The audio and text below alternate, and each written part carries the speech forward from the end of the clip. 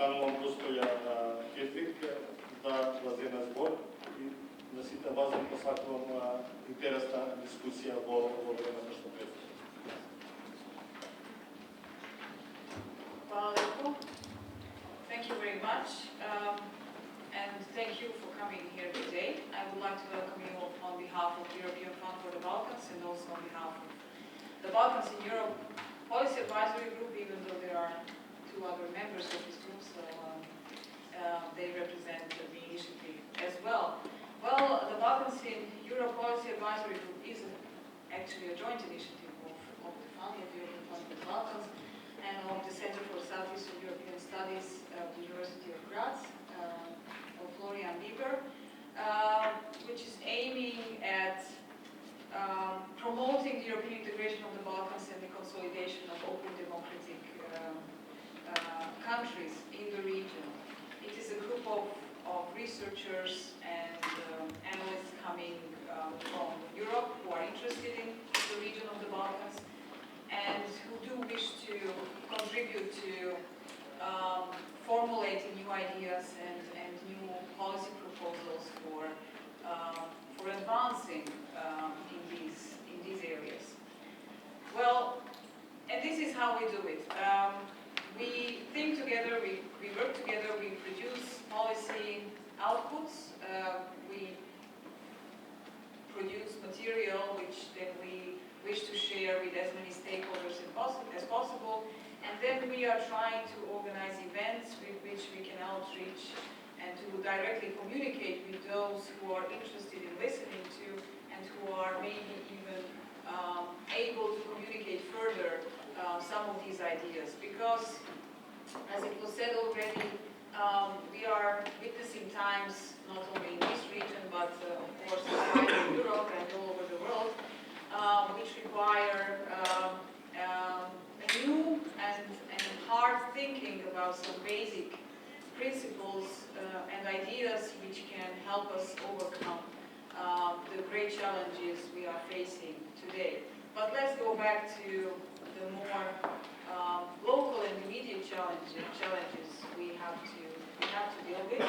We are, of course, with a good reason, exactly here in Macedonia in this period of time, and this is reflected in the title of this event.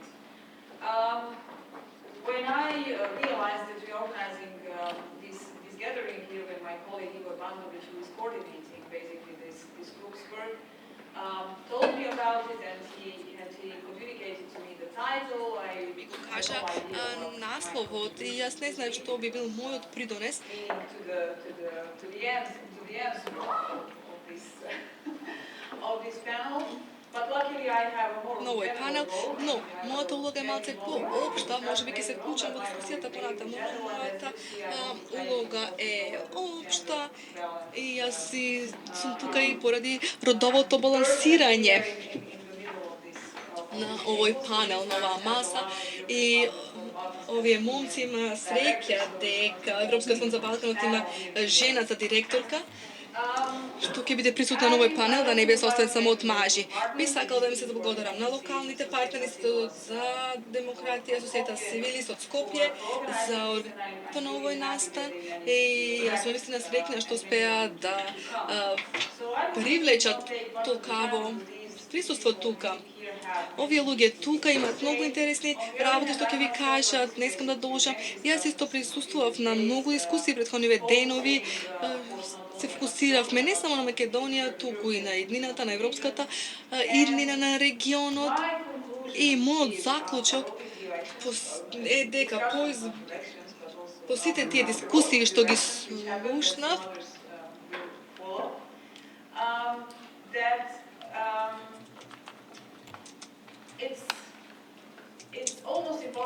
речи се невозможно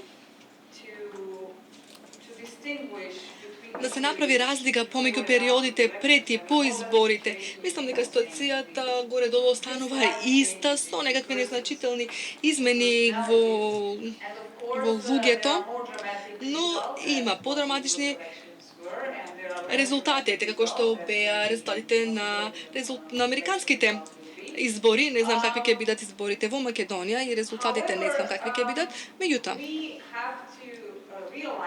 треба да сватиме дека во овој регион ние не сме толку посебни повеќе. Проблемите со кои што ние се соочуваме веќе не се толку посебни. Тие се под влијание на надворешни збегнувања. Прво, пред предизвиците со кои се соочува и Европа. И внатрешни проблеми со кои се соочува Европа. И Европа сега е вклучена самата на себе, работи самата на себе. И нема толку време да работи со нас, а ние па зависиме од вклученоста на Европската Унија во нашите проблеми и за нас ќе биде малце тешко сега да најдеме нови начини, ако и треба да сметаме дека нашето членство во Европската Унија ни е двигател за промени. Но дали сакаме да се смениме? Кој сака да се смени? Дали нашите влади навистина ги сакаат промените? Дали тие што тврдат формално дека европската интеграција е крајната цел? Дали навистина тие бараат промени? Кои се тие што ги носат промените денес? Кои се тие луѓе? Кој е тој дел од општеството што може да промовира и да доведе до промена? Ова е многу тешко прашање денес. Ќе има многу иницијативи за да се разбуди, да се протресе овој регион. Од друга страна, сметам дека немаме многу голем избор бидејќи ако ја погледнеме Европа, ние мора да сватиме дека треба да работиме повеќе на регионално ниво, затоа што регионалната соработка е нешто што ќе ни помогне на сите да ги надминеме најголемите предизвици и проблеми со кои се соочуваме. И ако се го изчистиме нашиот двор, нашите односи, ги средиме односите меѓу себе во регионот, тогаш ќе можеме да работиме на некои основни процеси кои се толку важни за европската интеграција. Разбира, никој не знае како ќе изгледа Европа утре. Никој не знае што е иднината на европскиот проект и не знаеме кон каква Европа се движиме. Но ако работиме самите на себе и ако работиме да ги подобриме меѓусебните односи и ако работиме на соработката меѓу нас и ако работиме на собствените сили, тогаш мислам дека тоа дефинитивно ќе ни помогне. Мислам дека ова е клучно за промовирање и за напредување на регионот и да стане тој еден партнер за Европа. Мислам дека нашата единствена шанса е ако станеме дел од решението, дел од Европа.